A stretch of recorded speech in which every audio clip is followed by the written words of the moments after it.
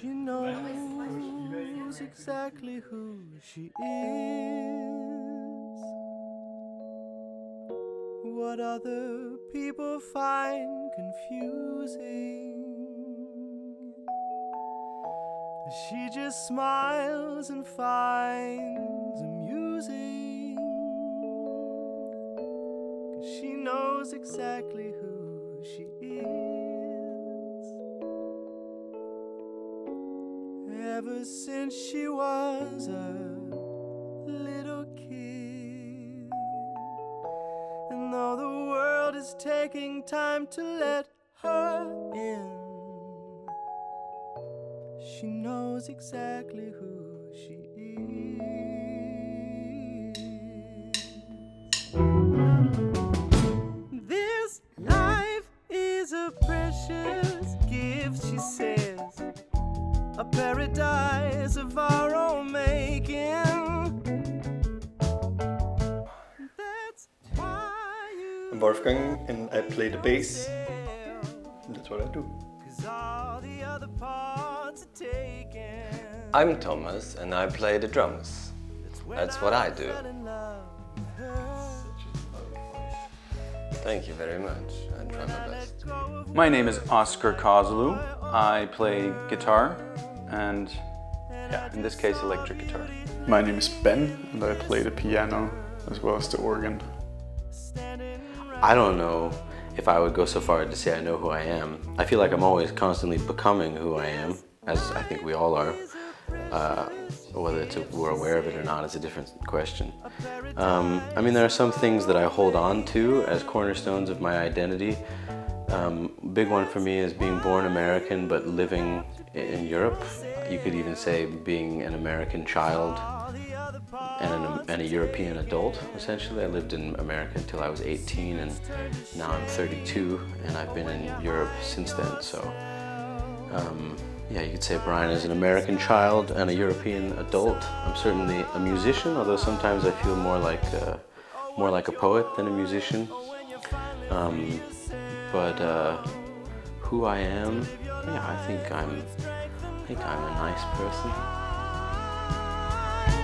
This life is a precious gift, she says. Stay hydrated ultimately when you say it to somebody. To me, it means I love you. Stay hydrated means take care of yourself. It means, you know, keep enough water in you to stay healthy so you can keep being you and so you can stay around and care about you.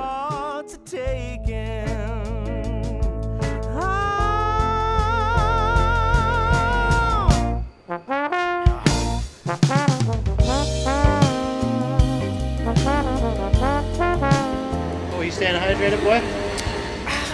Always, Daddy.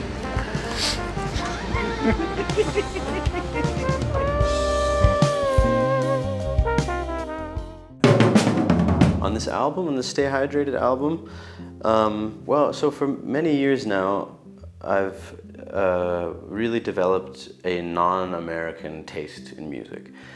I've really been interested in classical music, folk music of the continent, and while being fully aware how much there is to appreciate and enjoy in the American music tradition, I've been trying to get away from it, ultimately. Because I was more attracted to these older traditions in Europe. And now for the very first time, I'm together with Wolfgang and Oscar and Thomas and Ben in the rehearsal space, allowing these more American sounds, sort of whether it's rock and roll or a bit of soul or whatever, allowing them to come in and to just happen naturally. And you know, I realized that my music has always had it in there somewhere. I just never wanted to let it come out. So what's one of the most important influences for me on this album is letting the American sounds that I grew up with, that I've been running away from for all these years, finally find a place in my music again. And it feels really good. He went backpacking through Europe, as many young men do. Except instead of Eurorail, he went with his platoon. No guitar on his shoulder, just a shovel and a gun. From Stuttgart down to Switzerland, each bloody mile. I like the album because it's very diverse. like Bryan and all the other band members, Oscar, Ben, Wolfgang and me. We were put together in a very random way. We didn't know each other as a band or as human beings before. So how we arrange the songs and how the album comes across with Bryan's songs and our ideas, it makes a very nice, diverse album. And it's nice to listen to every song individually and the whole package. To me, it has all sort of American influences, like from all over the US is kind of what it sounds like. I sometimes hear, like in this song for instance, I hear like oh Susanna, why don't you, whatever, I don't know what it's called. I think it sounds like, to my ears, it's something like a 60s, 70s crooner album, like Elvis or something like that. Probably like Elvis or so. Mm-hmm. There's a bit of Napoli in there as well, I think. He went to Dartmouth on a grateful nation's dime. He majored in psychology, but when he was done, he became a businessman and started having sun.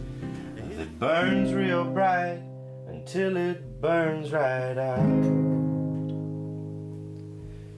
But ocean waves are much closer to what we are. As we rise in strength and fall back into doubt, it's never done.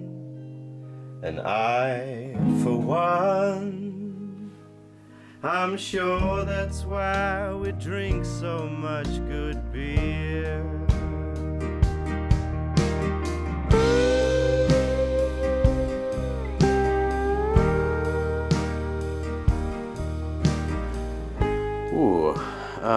I'm not sure if there was a moment where I understood it, but I do remember a moment when I was 17. I was in Costa Rica doing an ayahuasca ceremony, actually, which was a significant part of my creative awakening. And I remember what I saw were these musicians who I'd known before, who I'd spoken to and played with, but in the context of the ayahuasca ceremony, when they began to play, I felt something like a channeling that was happening, that their personalities, their egos, their identities of who they thought they were, who we thought they were, sort of took a step to the side, and music and light, and in some cases very beautiful healing energy came through them, and it became clear to me in that moment that art in general and music specifically at its best is really about stepping out of the way and letting something wonderful that you can't really take credit for